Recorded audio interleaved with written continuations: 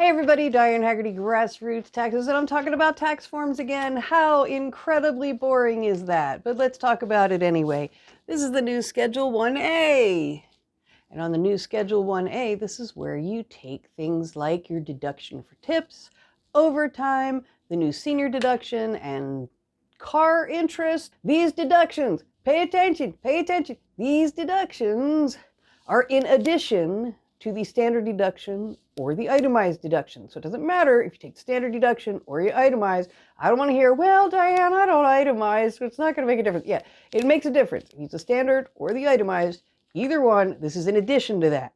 So let's talk about these kind of deductions. Now, wait, you didn't watch my videos back in July? I made a whole ton of videos on all four of these topics back in July when the One Big Beautiful Bill came out. I read all the legislation, I explained it then, but I'll go over it again because you probably didn't watch those. Tips, up to $25,000 in tips received, whether self-employed or on your W-2 job.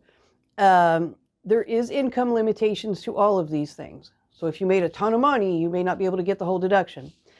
Second one is overtime. Overtime is deductible, right? You don't have to pay taxes on overtime, right? Wrong.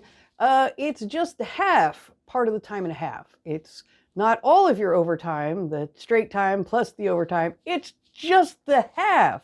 And if that wasn't a bait and switch tax deduction promise from a politician, I don't know what was. The other one is car interest, but you would have had to buy a new car, not a new to you car, a new car in 2025. You had to finance it, obviously, if you're paying interest. Up to 2 cars, up to $10,000 total in interest paid, which if you're paying $10,000 interest a year on cars, whew, dude, they saw you coming. Anyway, and the cars must be manufactured in the United States. In other words, your VIN number, which you have to provide on the tax form. Look right there. You got to provide the VIN number on the tax form. Right there.